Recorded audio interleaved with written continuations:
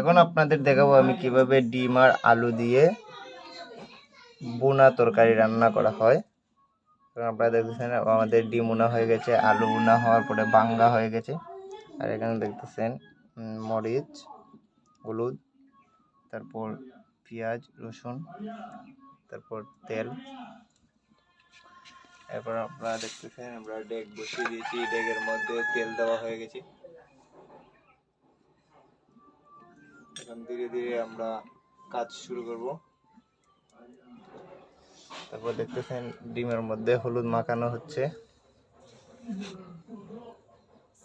ডিমটা বিরিয়ানি তেলে দেওয়া হলো, বিরিয়ানি সিদ্ধ হবে। 2টা ডিম দেওয়া হয়েছে।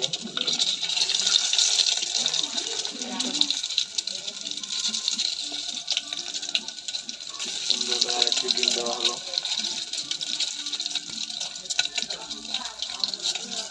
তারপর আরেকটি ডিম দেওয়া হলো। দেখতেছেন এখন ডিমটাকে ভালো করে বিরিয়ানি করা হবে। সুন্দর করে রান্না করা হচ্ছে।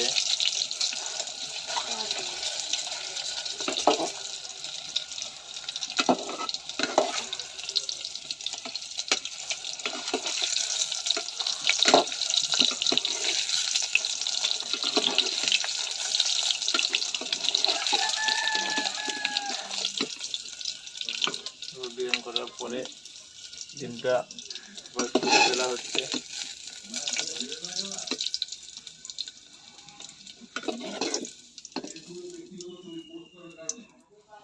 বিরিয়ানি করে আবার ডিমটাকে তুলে ফেলা হলো। খুব সুন্দর করে বিরিয়ানি করা হয়েছে।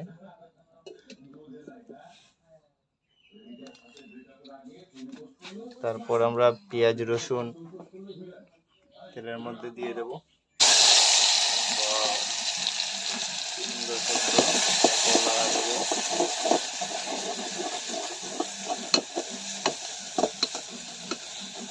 প্রথমে রসুনটা দেওয়া হয়েছে, সুন্দর করে সিদ্ধ করা হচ্ছে।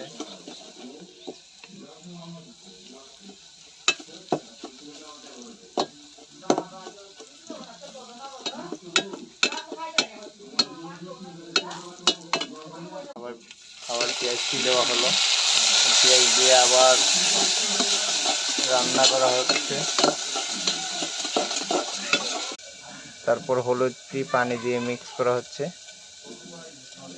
মিক্স করার পরে আমরা দিয়ে দেব তেলে। হলুদ দিয়ে ঢেকে দেওয়া হলো। আলুটি দিয়ে দিলাম, আলুটা সিদ্ধ